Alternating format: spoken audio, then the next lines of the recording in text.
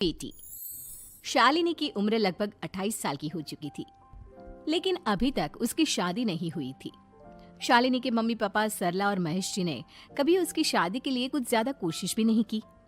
शाली मन ही मन चाहती थी कि दूसरी सहेलियों की तरह उसका भी घर बस जाए, लेकिन वो अपने मम्मी पापा से ये बात कहती भी तो कैसे कहती। माँ जानती है, मेरी सहेली है ना शीतल, उससे बेटी हुई है, बड़ी प्यारी बच्ची है उसकी। अरे ये तो बहुत अच्छी बात है। उसकी शादी भी तो 4 साल पहले हो गई थी ना। अब क्या कर बेटा, चाहते हैं तो हम भी यही है कि तुम्हारी शादी हो जाए, लेकिन कोई अच्छा लड़का मिलता ही नहीं। कोई बात नहीं मम्मी पापा, मैं जानती हूँ आप मेरे लिए बहुत अच्छा रिश्ता ढूंढना चाहते हैं, और अभी मेरी इतनी उम्र भी तो नहीं हुई है। अच्छा शालिनी बेटा, क्या है ना, मेरे पास नई साड़ी नहीं है और मुझे किटी पार्टी में जाना था, तो इस महीने तेरी तनख्वाह आ जाए तो एक नई साड़ी दिलवा देना बेटा। और बेटा मेरा मोबाइल भी थोड़ा पुराना हो गया है, 6 महीने से इसी को काम में ले रहा हूँ, एक नया मोबाइल ला देना बेटा। हाँ हाँ मम्मी पापा। और माँ, आप तनख्वाह की चिंता क्यों करती हैं? साड़ी तो मैं आपको कल ही दिलवा दूंगी। और रही बात आपकी मोबाइल की, तो मैं आज शाम को ही ऑफिस से लौटते वक्त ले आऊंगी। अरे भगवान सबको तुम्हारे जैसी बेटी दे, कितना ध्यान रखती है अपने मम्मी पापा का। पापा, आज आप दुकान नहीं जा रहे हैं क्या? वो क्या है ना बेटा, मेरे सर में जरा दर्द हो रहा है, इसलिए आज दुकान जाने का मन नहीं है। पापा दवाई ले लीजिए, और अगर हो सके तो चले जाइए। इस तरह दुकान बंद रहेगी तो ग्राहक आना बंद कर देंगे ना।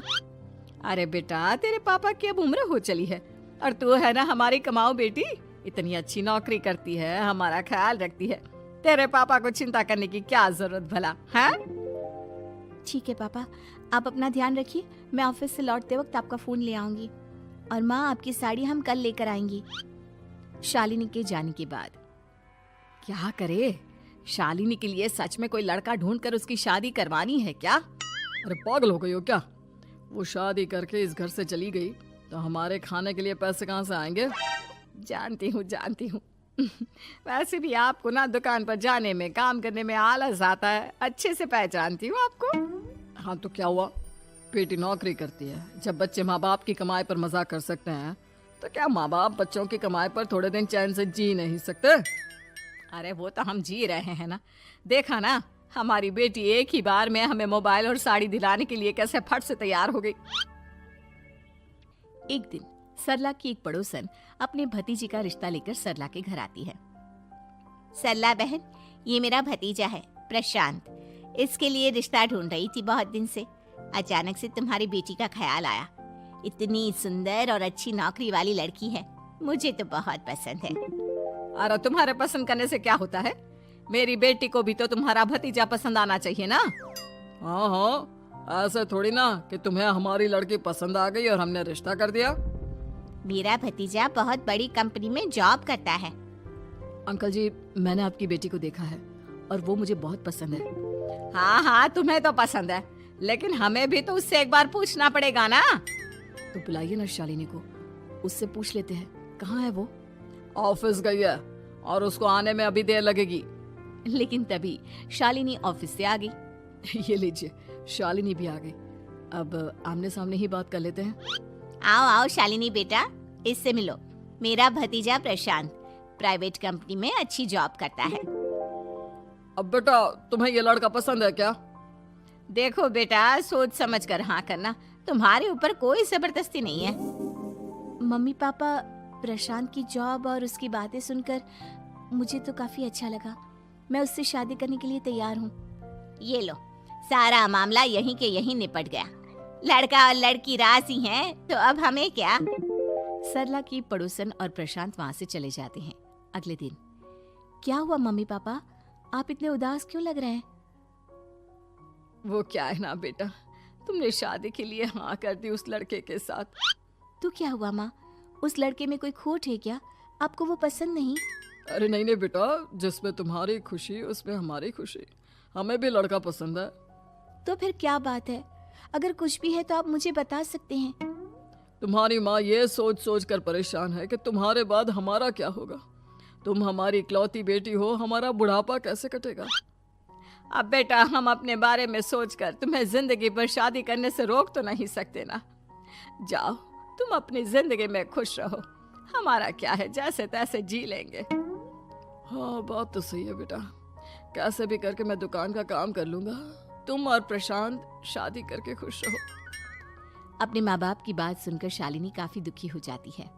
उसे लगने लगता है कि वाकई में उसकी शादी हो जाने के बाद उसकी माँ और बाप का ख्याल कौन रखेगा, और यही सोचकर वो एक दिन प्रशांत से मिलती है। देखो प्रशांत, तुम मुझे बहुत पसंद हो, लेकिन मैं चाहकर भी तुमसे शादी नहीं कर सकती।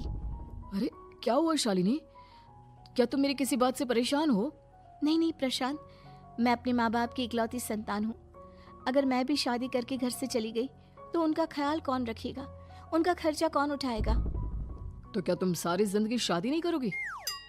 शायद नहीं प्रशांत, और अगर अपने माँ बाप के लिए ये भी करना पड़े तो इसमें गलत क्या है?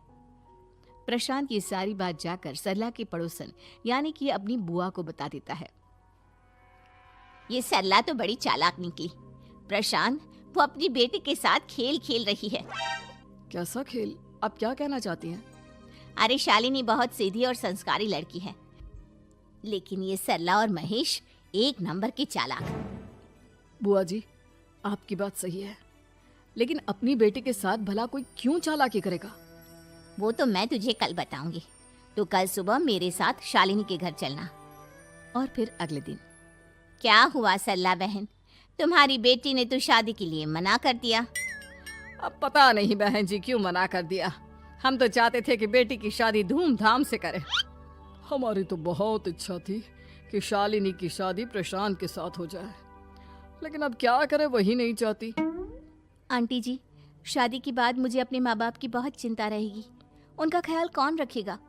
और इसलिए मैं प्रशांत तो क्या, किसी से भी शादी नहीं करना चाहती। अंधी हो गई हो क्या माँ बाप के प्यार में? पहले जरा अपने माँ बाप से सच तो पूछ लो। कैसा सच? यही सच शालिनी कि ये तुम्हारे सगे माँ बाप नहीं है और तुम इनके लिए सिर्फ पैसे कमाने का एक जरिया हो। अरे अरे, ये तुम क्या कह रही हो? सच ही तो कह रही हूँ भाई साहब। अब सीधे सीधे अपनी बेटी को अपनी सच्चाई बताओगे या फिर मैं कोई दूसरा तरीका निकालूं? हमें माफ कर दो शालिनी, वो क्या है ना, हमारी कोई औलाद नहीं थी और जब तुम छोटी थी तो हमने तुम्हें गोद ले लिया था। तो इस नाते तो मैं आपकी बेटी ही हुई ना। लेकिन तुम्हें गोद लेने का हमारा सिर्फ एक ही मकसद था कि बड़ी होकर तुम नौकरी करो और हमारे लिए पैसे कमाओ, क्योंकि तुम्हारे पापा को काम करने में बहुत आलस आता है। और ये सच है कि हम ही नहीं चाहते थे कि तुम्हारी कभी भी शादी हो। कोई बात नहीं मम्मी पापा, आपने मुझे गोद लिया, पाल पोस कर बड़ा किया। भले ही उसके पीछे आपका कोई भी इरादा सही, लेकिन मैं आपकी बेटी हूँ। शादी तो मैं प्रशांत के साथ कर लूंगी, लेकिन उसके बाद भी जिंदगी भर आप दोनों का ख्याल रखूंगी। शालिनी की बातें सुनकर सरला और महेश को अपनी गलती का एहसास होता है और वो उससे माफी मांगते हैं।